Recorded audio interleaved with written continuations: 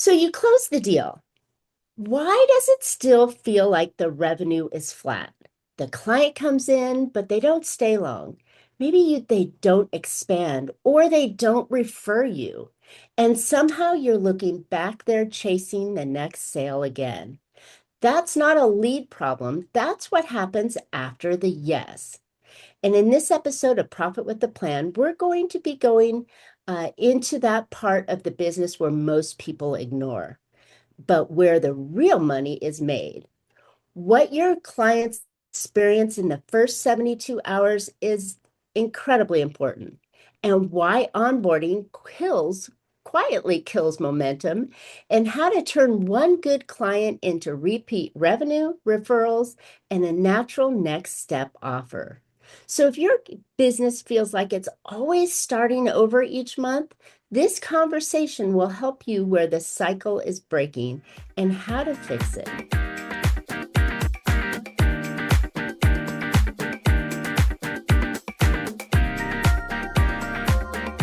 Hey, entrepreneurs, are you working too hard for too little profit?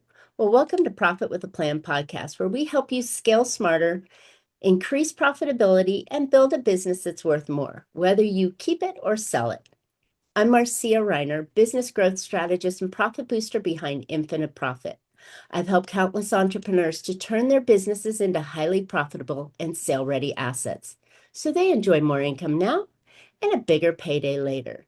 So join me for practical strategies and expert insights and proven steps to make your business more profitable, more valuable, and built to last. But before we dive in, I've got something special for you. If you're tired of flat revenue or marketing that just doesn't seem to pay off, the new Profit Booster Growth Map might be for you. In just a few minutes, it shows you exactly how to bring in more qualified clients and plug those profit leaks that are eating away at your cash. Go get your growth map right now or after the show at profitbooster.biz/growth map and start turning missed revenue into real money. All right, let's jump into today's episode. My guest today is Bradley Rausch, and he is the guy business owners call when clients are coming in, but the back end just isn't delivering the profit it should. He's helped take B2B companies or coaching companies from 650,000 in revenue to 1.2 million in just 6 months by simply fixing what happens after the sale, not by chasing more leads. With a background in leading client success inside of a seven-figure consulting and SaaS company and over 1.5 million in high-ticket sales personally closed, he now works with founders to tighten up the onboarding, create better client experiences, and turn existing clients into more revenue, more referrals, and long-term value. In other words, he helps you make more from the clients you already have without adding more to your plate. Well, welcome to Profit with a Plan, Bradley. Hey, Marcia, thank you so much for having me on. I'm looking forward to it. Me too. This is really a good topic that I think, most people are out there. I just need one more phone call or one more closed deal or one more, one more, one more. And those one mores are always every single month. So if we're talking about maybe having that business that we start to enjoy instead of chasing, I really think that this making more out of what you have is the way to really look at things these days. 100%. And this is the IP that I'll share that we'll get into is really built off the idea that every client that comes in, most people will consider it to be, you have to pay for the fulfillment. You factor in your time, you factor in the resources, the tools you spend to run the business. And so there's a point where it's like, okay, great. So my revenue is whatever you're charging and your profit is below that. Uh, and the where this all came from was inspired by is what if we could actually reverse engineer it to where for every client you brought in at, let's say you charge, I don't know, 10 grand for a coaching program, what if that client is actually worth 12 and a half grand from strategically implementing things that will get you more referrals, more testimonials, more ascensions on the back end. And that way, that, every client coming in is not just this one-time sale, but it can, it can be something that helps the longevity of your business and of course, increase the lifetime value of the client. I love that because the lifetime value of your client or customer can be so much more than what people really realize. And what happens, and I know you're going to explain this and bring light to this, but what happens is once we get the sale, we're like, you know, I got it, scored, done, check, right? When there's so many little nuances that you can do to really turn that up and make it so that they rebuy, refer, like you said, um, and they become the leading group for bringing more of their customers to us. And so that's why I think this call is just so spot on in a time where people are just, chasing. It's terrible. Okay, so let's get into this idea here a little bit. Um, we know that that front end of the funnel is really important, but if we focus on what happens when they onboard, right? After the yes, after they say yes, what kind of things could we do to really move the lever? So the framework that I use is as just a very high level overview, real quick, just to explain the context is. Sure. So I have it's called four sales framework. So it's based on the idea that everybody will focus on the first sale, which is the moment of payment, their enrollment, as the most important. Spend a lot of time in practicing and scripting and sales strategy and everything. But there's actually three more moments throughout the client journey where I'll argue there are needs just as much nuance and practice and scripting to help you really again make the most out of that client. And so those other three moments are the total four sales moments are the enrollment. The second one is the onboarding, which come back to just like you said. The third one is what I call advocacy. So that can go in either direction of referral, testimonial, or of course both. And then the fourth one is ascension. And then that's of course where somebody is either going into another product you have, or they're continuing on with the same product or downgrading, things like that. So with that kind of framework, narrowing in on onboarding though is honestly, even though it is quote the second sale, to be honest, it's usually the first one that I will start with when working with a client in this capacity, just because it has the most leverage for everything else, and we'll explain why. So to answer your question, in terms of what are the things that people can do, the onboarding I like to break down really, really simply is within the first 72 hours of a client coming into your container program, whatever. Within the first 72 hours of a client coming into your container, you need to achieve four different states within that client. And this, of course, goes a little bit to, psychology, how they're feeling, et cetera. But we can also dial this back to very specific things in terms of deliverables or how you interact with them, et cetera. So it's not as woo-woo as it might sound. So the four shifts though are safety, clarity, momentum, and identity. And so for each one of those things, again, within the first 72 hours, if you can achieve those things, the likelihood that that client will then turn into somebody who will refer or give you a great testimonial or will be able to ascend or continue into something else is so much greater. In terms of the See, tactics behind achieving each of those things, it's actually break down really simply, really quick, which is so safety just takes you from did I make a mistake that to was the question I was going to ask. What do you mean by yep, safety? yep, So, yeah, 100%. of So course, second guessing that decision is, do they ask for a refund? Did I get this right? And so that's the word safety came in because I was like, how did that's good. 100%. Yeah, yeah. And so basically what each of those mean, and also just some very quick, easy things you can implement to have each of those four things within your onboarding. So safety is basically taking, I like to say, taking somebody from, did I make a mistake, like you said, to if something goes wrong, I know who to contact and I know when to expect a response. So essentially it's just that feeling of I'm taken care of, right? The easiest way that I love to install this is having a what I like to call a safety call 12 hours or no more than 12 hours after somebody has purchased. And this call is literally just to check in, say, hey, really proud of you for making this decision. This could be from a CSM person, this could be from the closers, could be from the founder, whoever, but just a very quick call, 10, 15 minutes tops that just says, hey, really proud of you for making this decision. I just wanted to call and confirm that you've got access, when your first call is scheduled, you know how to get support, et cetera, just to make sure you got the admin stuff taken care of. Sent you an email, but I wanted to make sure you got it all squared away. And that's just that extra care, that extra thing that it takes 10 minutes, 15 minutes. And it, again, huge dividends.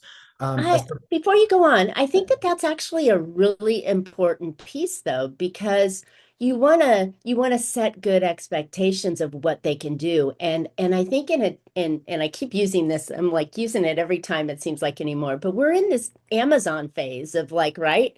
I want it yesterday and I want it delivered on my doorstep. So if you sell something, um, the customer expects to get it immediately, immediate access. And it sounds like what you're doing is you're just making sure that they're getting access, that they've got, abilities to log in, that they know who to contact, that they understand this is the scheduled appointment. It seems like duh, but it's so much more. And like you said, it's often forgotten. 100%. And then just to just really quickly go kind of deeper on the psychology behind this is, the client is most volatile emotionally within, those first 48 to 72 hours after making a purchasing decision. Usually, of course, we're talking a coaching program or consulting program, something like that. We're in the thousands. They're the most volatile, but they're also the most susceptible to influence from you. And so Mm, instead of risking the client coming in and for the first, handful of hours, handful of days, they're sitting there like, what did I sign up for? My first call isn't for a week. What am I doing? Da da da da da. You're simply just ensuring that they have a positive experience at the moment where it matters most. Like just to mm. really simply break it down. Yeah. I think I love the psychology that you're putting on both parts of it, right? Here's the technical side, right? But you're stepping into your customer's mind and you're going, what are they sitting there worrying about, right? Oh, I just wrote this check or I just flipped my, credit card at them. And it's like, what did I do? Right. And so you're reinstating that opportunity of you made the right decision.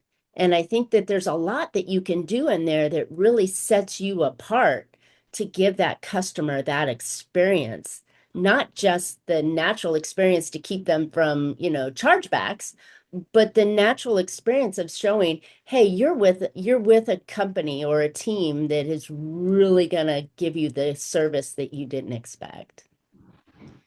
100%. Absolutely. And so And I was going to say in today's space though, right? This can be done by anybody. It doesn't need to be done by the consultant or the coach. It can be done by an email, it can be done by a VA, it can be done by automation. 100%, 100%. The one thing I will say on that is I do love to, and if every business is different in terms of what they have capacity for and things like that. But as you said, it could be done by a VA. Even just even just a call from somebody who, the only information that they have is again those key points, they're reading from a script, you bare bones, just a person on a call. That's it. And even just that, even if they have no answers to any other questions, that in and of itself will do so much for you.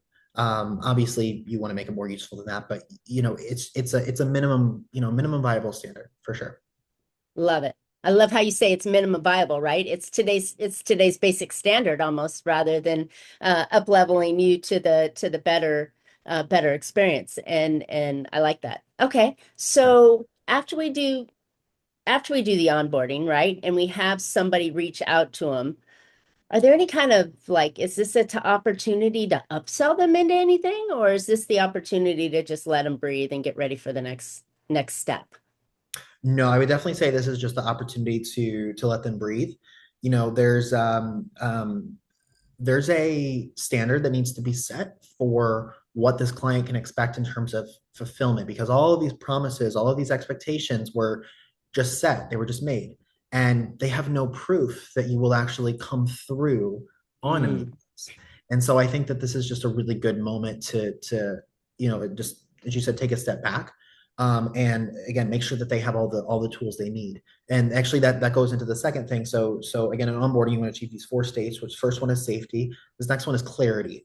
And so this goes kind of the phrasing I think of it in is going from what did I buy? Where do I start? Going to I know exactly what to do this week and I know exactly what not to touch yet. And the interesting part about that one is again, just to kind of for the tactical side and also the psychology side of this, The tactical side of this, my favorite way to create clarity with a client immediately is create a custom resource that you send them. Now, obviously, there's a lot you can do with AI to enhance this, to make this easier. You can have it build out the slides, you can have it build out the thing, the PDF, whatever, to make it quote customized, which I do all the Mm, time. But it basically, what it'll do is three things really important. Number one, it lays out what they can expect the first week. So it lays out what the first 7 days of the experience is going to look like. Number two, it explains what not to do yet, because a lot of people will jump ahead and a lot of people will move around when you have a very me. clear client journey designed.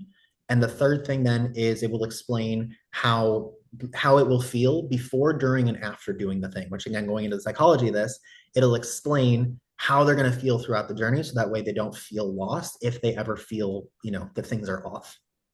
Setting those expectations is incredibly important. So well done on that. I think it's really important and a good move to do. All right. So after the clarity, After the clarity comes momentum. And so this takes you from I'll start soon to I've already done something that worked and I've seen the progress. And so my favorite way to install momentum into onboarding is to make sure that you require of the client to complete one somewhere between 15, 30 minute, maybe up to an hour long task that is a closed loop, meaning that it has both a leading and a lagging indicator. So it has an action and it has a visible result on the other end of that action. It's not just something where it's like, oh, start to do this process, or oh, check this out. It's something that they start, they complete, they see a result from, all within, call it no more than an hour period. And this is going to vary based on the offer and sure. the specifics. And again, you can obviously, of course, make it AI leveraged to help with that. And what that's going to take them from is making sure that they know that, okay, this is a place where I'm actually going to see results, see momentum. Because a lot of these people in different offers have been in other offers that they didn't see any results. So right there, you're breaking one of probably most people's biggest concerns. Wow. And that is so, so common in the coaching consulting space. The buyer has some sort of expectations that you're going to solve my problem. And, a few weeks in or a few months in, they're like going, well, the problem's still here. Why are we doing this? Right. And because you gave them the clarity and you set those expectations and then you started them a momentum, they're actually feeling good about their decision right out of the gate. So these are super valuable. I love it.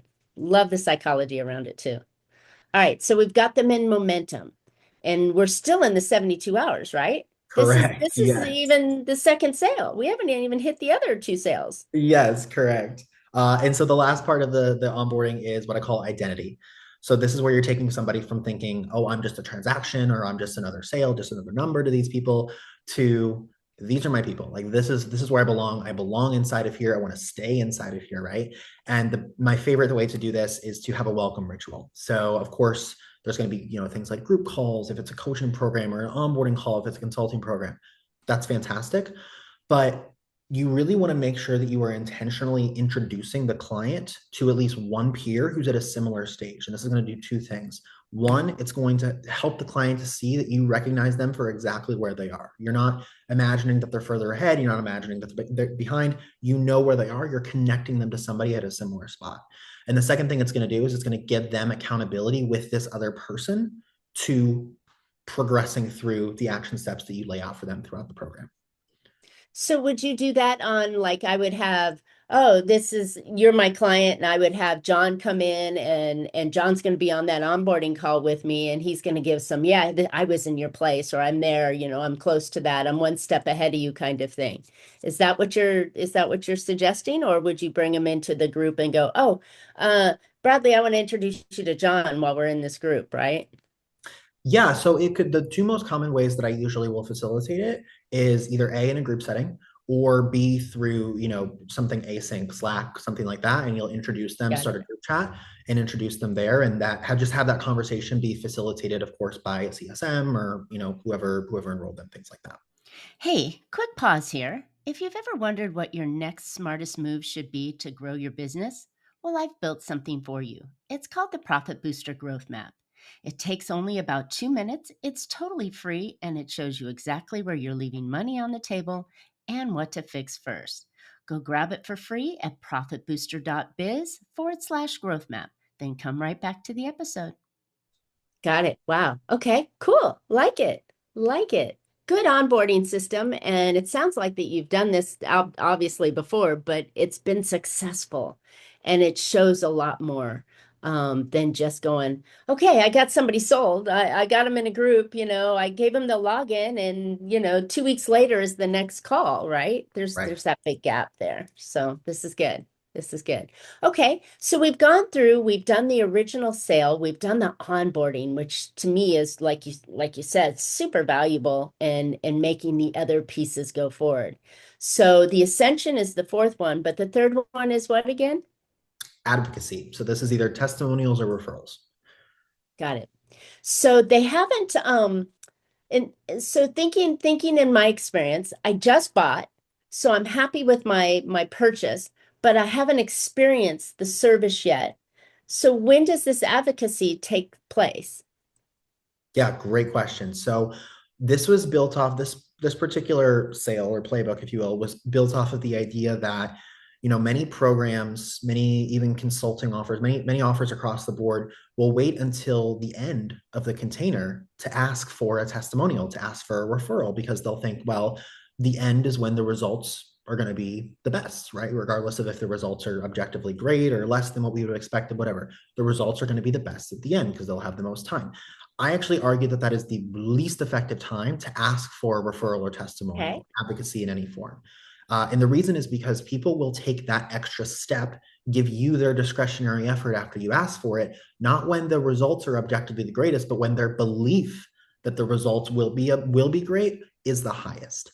And that Mm. moment oftentimes comes, I like to say, anywhere between 30 to 50% of the way through the container.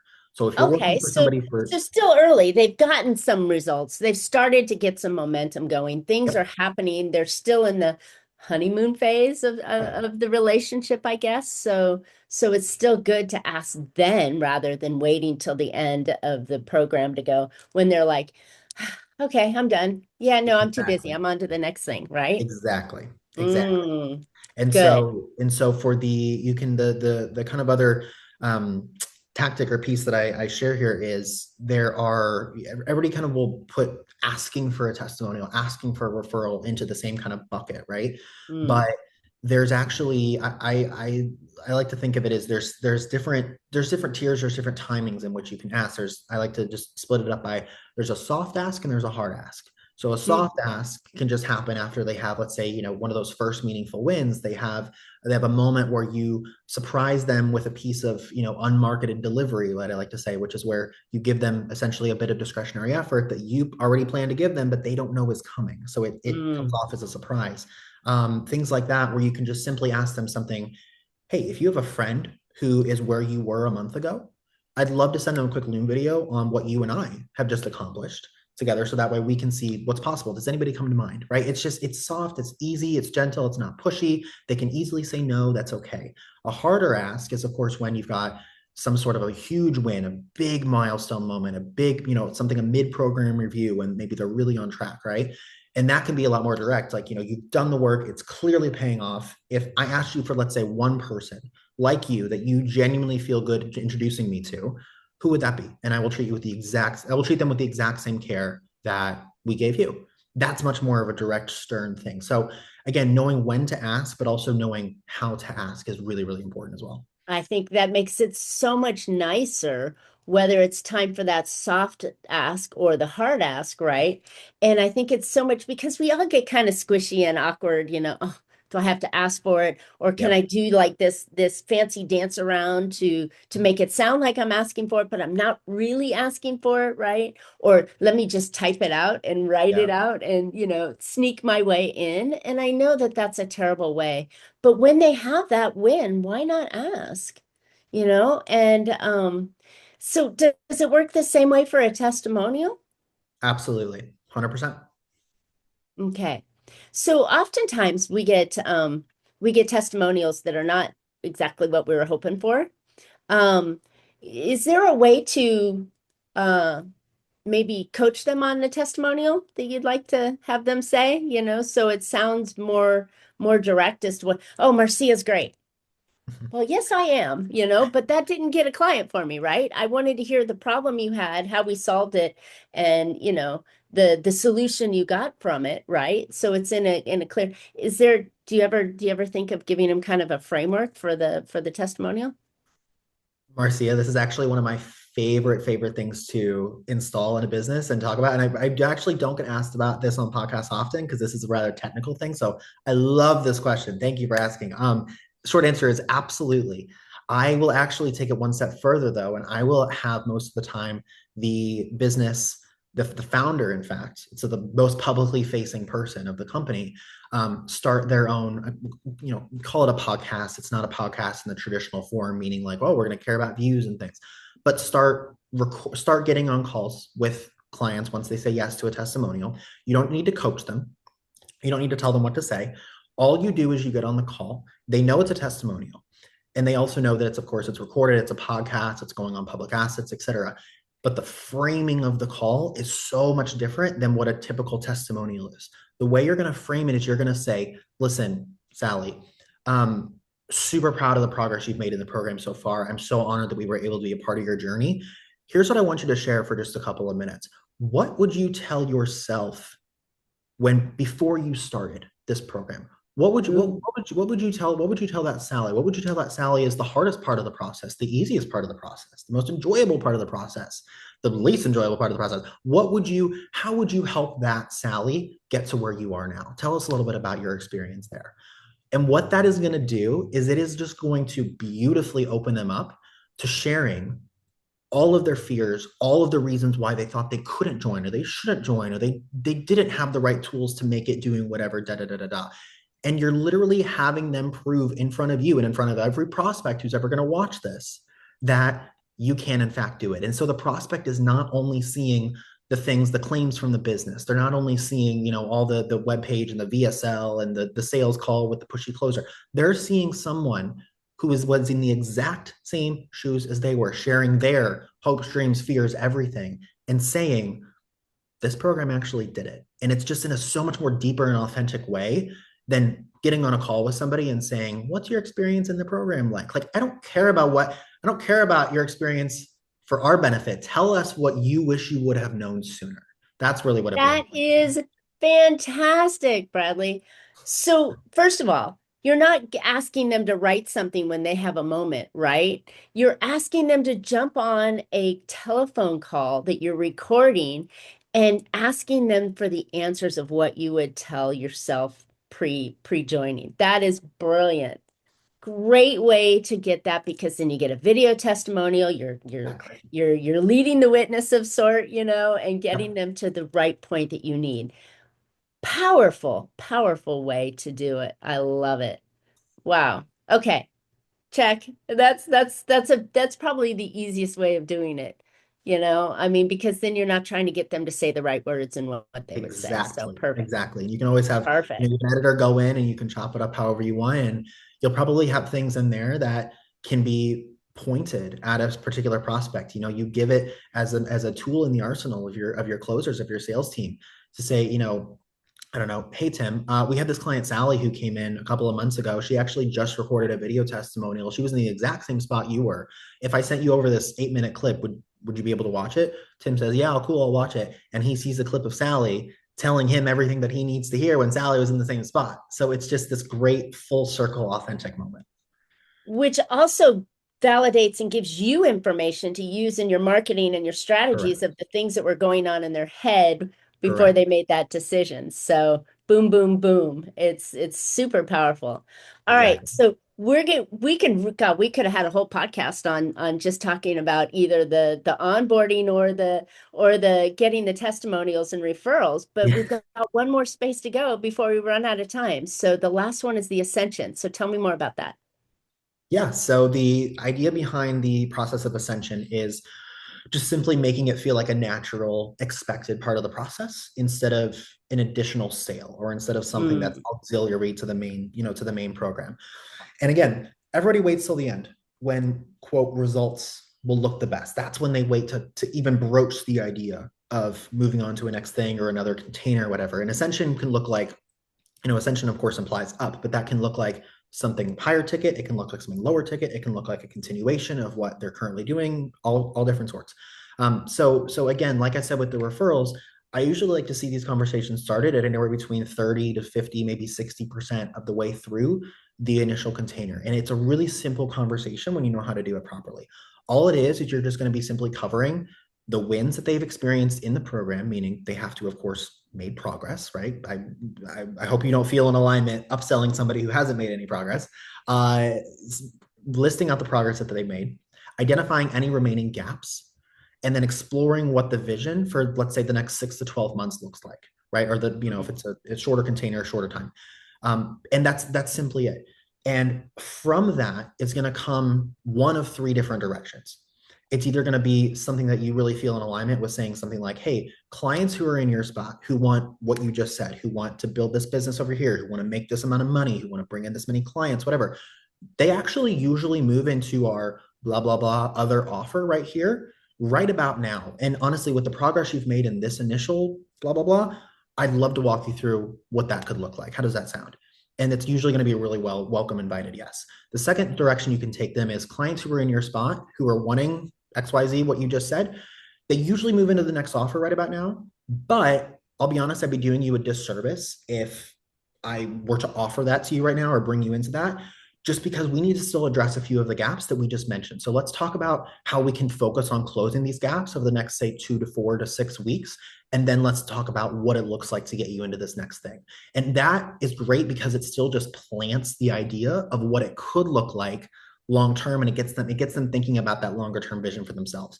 And then, of course, the third direction is, if it's not a good fit for the continuation thing in any capacity, you say, listen, totally, I'm great wins, obviously 6 to 12 month vision, cool, we want to hit that. Let's look at what a strong finish in this current container looks like, so you leave feeling complete, you leave feeling like you got more than your money's worth here. And so you just have that conversation, you pick a lane, and you confidently go down that lane with the client. And again, with the phrasing and that kind of energy, it comes off as a very wholesome conversation. And I think I really like, it's not towards the end and you're not sprinkling, oh, I have this thing that I do for everybody, right? Correct. Or the next thing, or oh, by the way, if you want to go deeper with me, I've got this thing, right?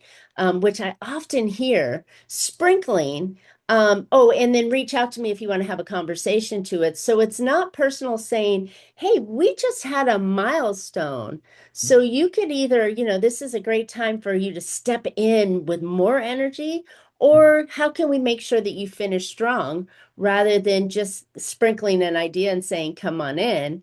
Yep. I think you're doing it at a right time rather than just every single time, as it comes through, or we're starting to have that oh, here's the next thing, or oh, so somebody went into this next program, and then towards the end it's the offboarding call that you make, that that secondary offer. It's often too late then, right? Absolutely, 100%. And it gets them focused on a totally different path often, or it's framed as a different path. There's the thing you're doing now, and there's this way other thing over here. Whereas you frame it instead as just a natural part of the process. It's like everyone who is in your position, who has achieved the wins you've achieved, who has done the things you set out to do, who has been fulfilled on the promises that we made to you, everyone who's in your position usually ends up ascending, moving to this next program, not because it's a nice to have, whatever. It's because it's the best thing for you. It's the best fit for you for what you're doing right now. And so if that's not, if that will not serve your vision for what you want your life to look like the next 6 to 12 months, that is a-okay. Let's figure out what it would look like to finish strong with what we're doing now. But if it does, I would actually be remiss. I would be disservicing of you if I didn't explore that with you. Yeah. Ooh, really good stuff. Okay, so let's recap briefly the 4 total sales, because this was really good. And surprisingly enough, they're not really sales, but they lead to sales, and they lead to those opportunities, those key touch points that really drive the relationship so much further than it ever could have. So repeat them again. The original, yes. 100%. The original, yes, the enrollment, the onboarding, or I like to call the first 72 hours, advocacy, which is either testimonials or referrals, and then ascension. I love it. It's so smart and so overlooked. And I think that's where today's business owners are just like they're rushing to the next yes. And then they get them in and they're like, yeah, I got them in, let's go deliver, right? But they're and then they wonder why they're always chasing more customers. It's terrible. Exactly. Terrible. All right, listeners, thanks so much for. Oh, wait, Bradley, wait a minute. Where can listeners find out more about you? I mean, I was so excited about the whole idea. I know that this is something that listeners need to have. They need to implement this into their program, whether you're selling a consulting and coaching business, or even more importantly, if you're not, and you're selling something that is still intellectual property, such as you're looking at real estate agents, you're looking at attorneys or CPAs or content creators or whatever. I mean, there's so many options that you can use this platform in to really leverage up your business. So where can listeners find out more about you? Yeah, absolutely. So I've got a free resource on my website. It's the very first link on my website. It's just my name, bradleyrausch.com. And it's a guide that takes you through the 5 most common post-sale mistakes that I work with. So consulting, coaching, and SaaS companies are the 3 main verticals that I will work with this. And so it's the 5 most common post-sale mistakes that will actually cap profit per client, and each of them will connect back to one of the 4 sales that we just talked about. Wow. Okay, great. And it's super easy to get, super easy to use and implement in your business. And I know that profitability is done because you're creating a lifetime value of your customer instead of, like you said, the 10,000, but what if you can make 12,000, right? What if you can, increase or create more clients coming in from it just by implementing this system into your practice right now. So I love it. All right, 100%. great. Cool. Now, thanks for tuning in today. I hope you picked up some valuable insights and actionable ideas that can help you make more profits in your business. And before we go, just a reminder, if you're ready to bring in more of the right clients and keep more of what you earn, then go check out that Profit Booster Growth Map. It really pinpoints those top 3 moves to grow your business and your revenue fast. So go get it anytime at profitbooster.biz, and it's called the Growth Map. And while you're at it, don't forget to subscribe. You don't want to miss future shows. You can always find Profit with a Plan on any of your favorite podcast players. And we're looking forward to sharing more profitable strategies on next week's shows. So until then, make your plans and profit with them. Thanks so much, Bradley. This was really helpful. Thanks for having me on, Marcia.